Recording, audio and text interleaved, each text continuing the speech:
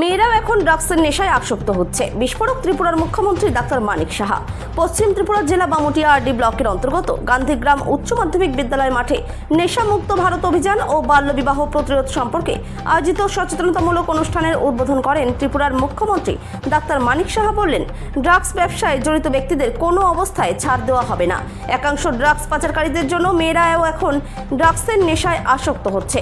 বর্তমানে অনেক গাঁজা বাগান ধ্বংস করা হয়েছে, আগামী দিনেও তা জারি থাকবে। পয়সার লোভে মানুষ যে কোনো জায়গায় যেতে পারে। আমাদের কাছে এমন সব লোক আছে, ভব্য সভ্য সমাজে বিশিষ্ট ব্যক্তি এবং বিভিন্ন জায়গায় তাদের অবাধ বিচরণ। আমার খারাপ লাগে তারাও মাদক ব্যবসার সাথে যুক্ত। মুখ্যমন্ত্রী ডাক্তার মানিক সাহা আরও কি বললেন শুনে নেব।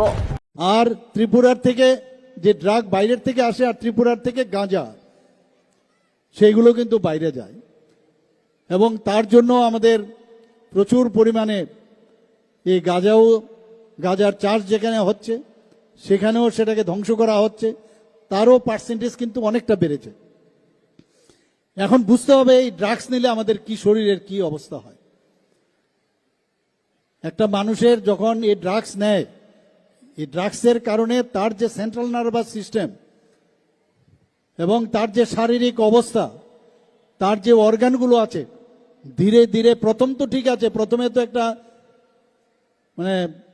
ফিলিং অফ ওয়েলবিং যাকে বলে ইংলিশে, ফার্মাকোলজিক্যাল যে টার্ম, এটা অদ্ভুত ইফোরিয়ার যে এই বিষয়টা আসে। আমি সব জায়গায় এই কথাটা বলি যে পরবর্তী সময়ে যখন সেই জায়গায় ওকে বাধা না দেওয়া হয়, তাকে বোঝানো যদি না হয়, তাহলে পরবর্তী সময় সেটা কিন্তু এডিকশনে আসে। প্রথমে হেবিচুয়েশন থেকে আস্তে আস্তে করে এডিকশন হয়, তখন কিন্তু খুব সমস্যা। আমার মনে আছে বিলোনিয়াতে একবার আমি গিয়েছিলাম, সেখানে একজন drug addicted, he was a very good student as well as he was a very good sportsman. সে বলছে যে আমি এখন ড্রাগ থেকে আমি মুক্তি পেয়েছি। ওনার যে বক্তব্য, সে কি বলছেন, হাফ টাইমে যখন খেলা শেষ, হাফ টাইম যখন শেষ হলো, হাফ টাইমে ওকে বক্তব্য রাখার জন্য বলা হয়েছে। এই নেশামুক্ত ত্রিপুরার একটা অঙ্গ হিসাবে সেখানে এই কার্যক্রম রাখা হয়েছিল।